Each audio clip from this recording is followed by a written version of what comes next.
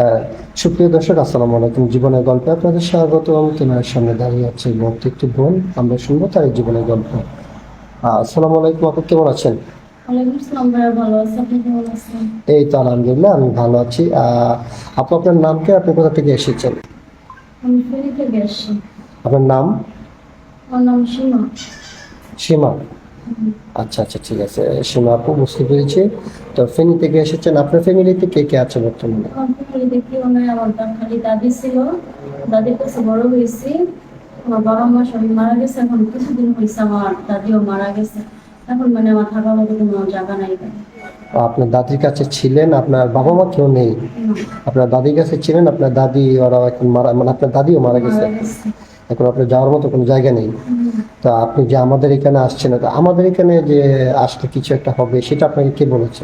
এটা কাকু বলছে, ওই আপু আপনাদের ঠিকানা দিছে, ঠিকানা অনুযায়ী করে আসলাম। তো আচ্ছা আচ্ছা, ঠিক আছে আপনি, বুঝতে পেরেছি। এখন বুঝতে পেরেছি। তো আপনি যে আমাদের এখানে আসছেন বিয়ে শাদী বছর, আপনার কি আগে বিয়ে শাদী হয়েছিল? আমরা বিয়ে হয়নি। আপনার এখন, আপনার বয়স কত? আমার বয়স 19। 19 বছর।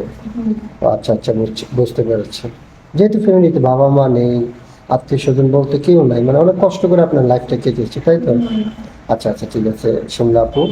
তো এখন কথা হচ্ছে যেটা, আপনি আমাদের এখানে আসছেন একটা ভালো বিয়ে শাদী বসার জন্য, আপনাকে যিনি বিয়ে করবেন ওনার বয়সটা কেমন হতে হবে?